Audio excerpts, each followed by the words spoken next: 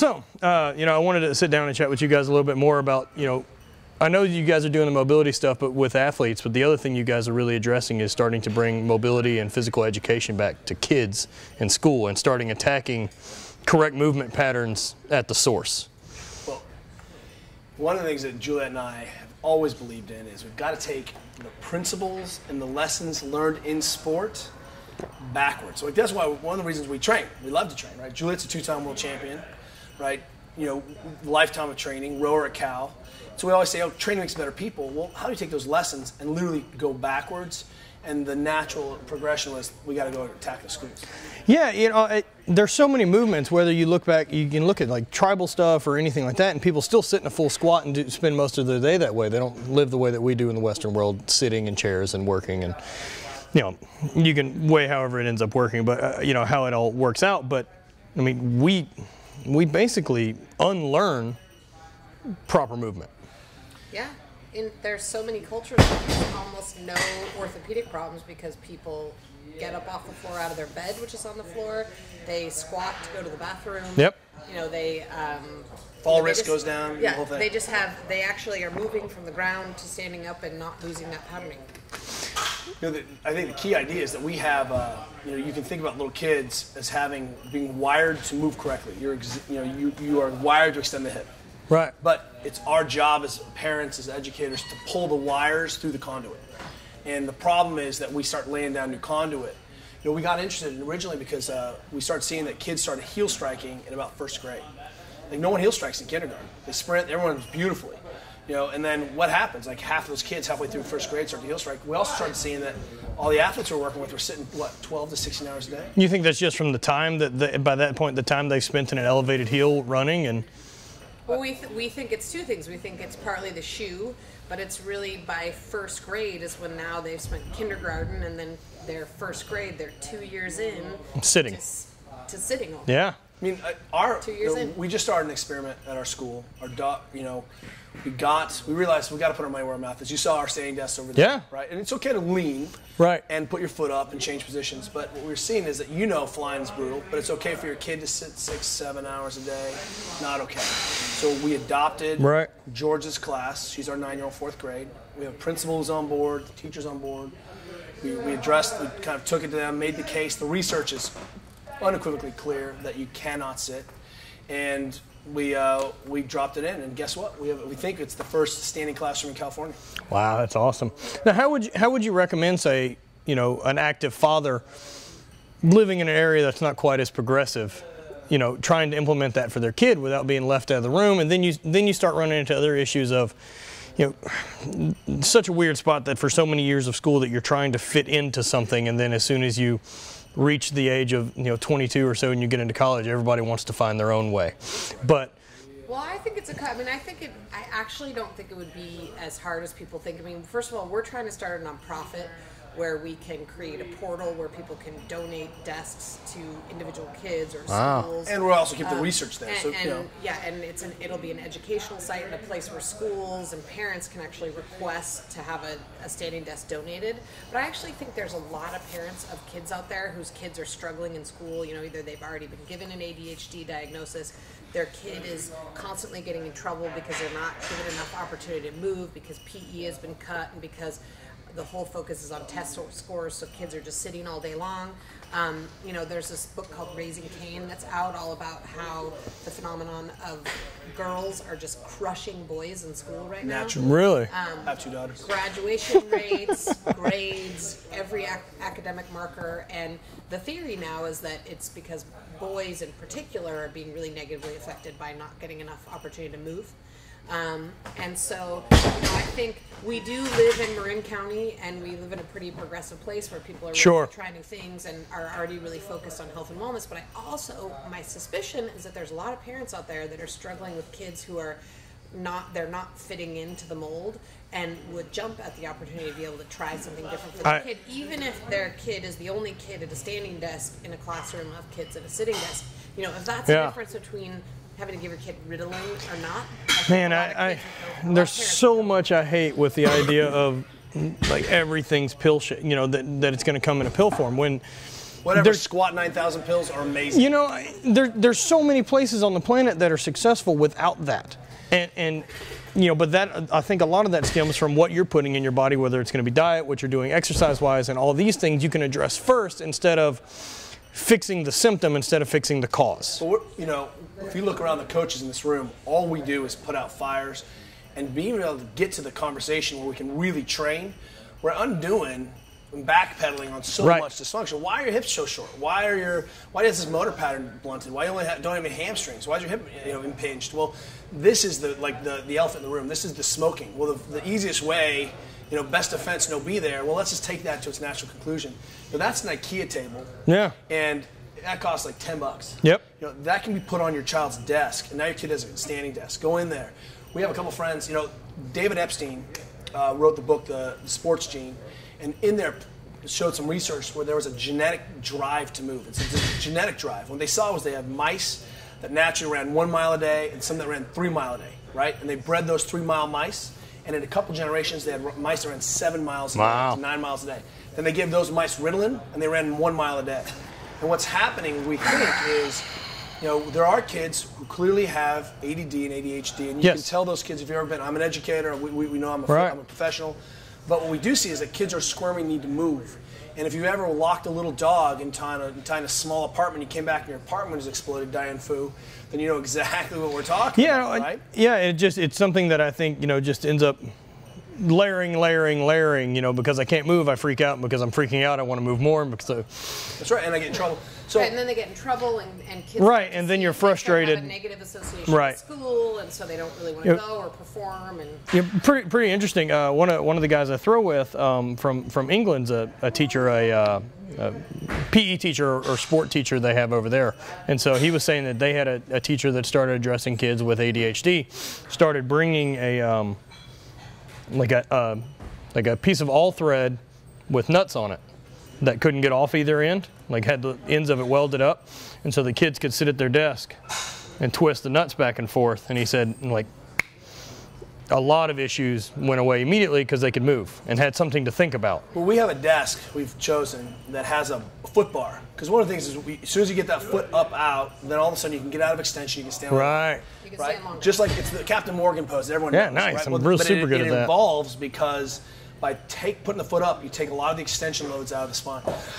The second thing that happens is that bar moves back and forth, and so kids are constantly moving. And the research is saying that when we stand, we actually are shifting systems of patterning. We go from fascia to dominantly muscular bone back to fascia, and by changing this system, we're actually that's how we naturally move anyway. But then kids can fidget and no one can see, and that actually gets them to be able to focus on this other thing, non-disruptive. Yeah, they're moving. It's not disruptive. It's not causing a problem, but they're literally just. It's the same thing. Well, as that concept. They're even let's say if it is a hair, making a noise or doing something, it's going to be a hell of a lot less than that kid being stuck. Well, so if we take punching the kid next to him. Well, one of the things we believe in strongly is that we look at the transferability of sport and transferability of training, and we teach patterns that make athletic possible. Like we like squatting. We were really good squatters. We're interested in squatting for athletics and squatting for motor development, right? Those are the things we were talking about. How you develop better athletes. It's not just get them stronger. That's not the answer always. But one of the things that we see is that we've got to be able to spin concepts up and spin them down. If it doesn't work for the Olympian, if it doesn't work for the kid, then it's incomplete.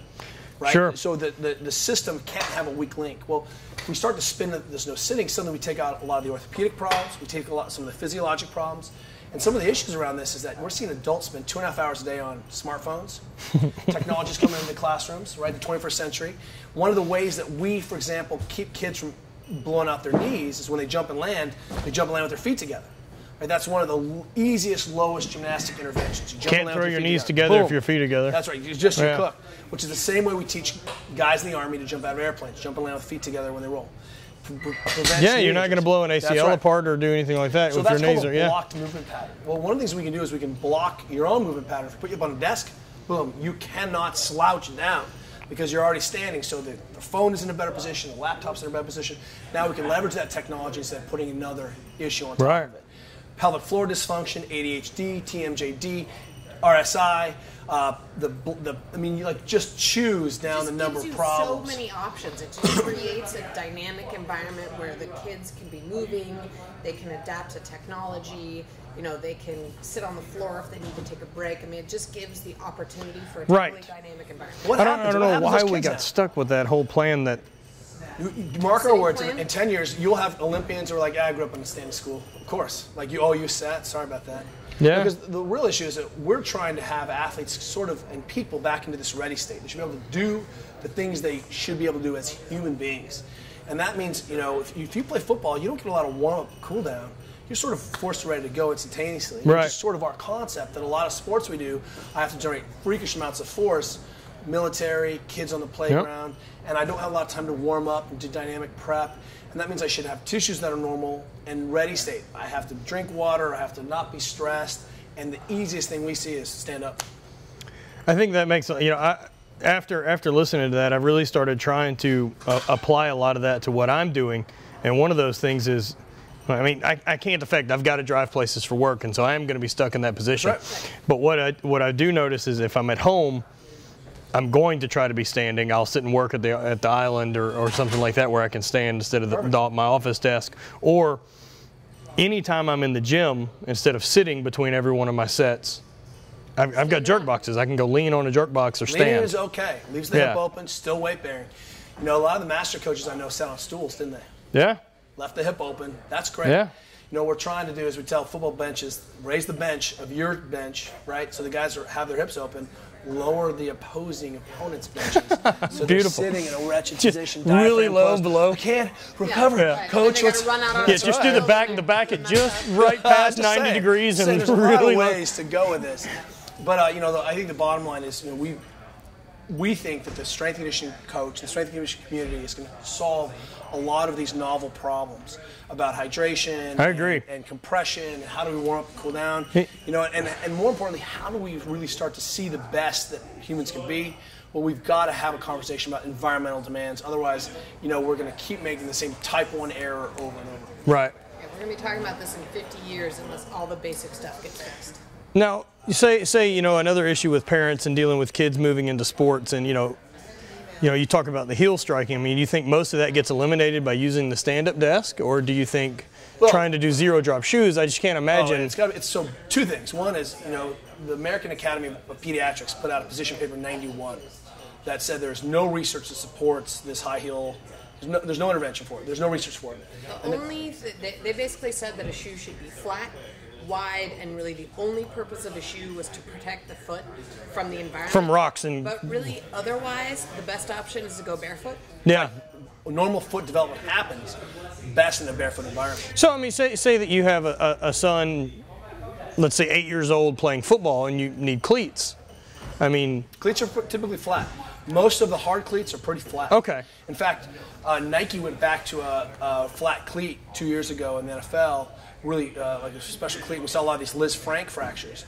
And what was happening was that athletes didn't have any ankle range of motion in a flat cleat, and they taped the ankle, and that force went somewhere and went right through the middle of the foot, and they were having these fractures, right?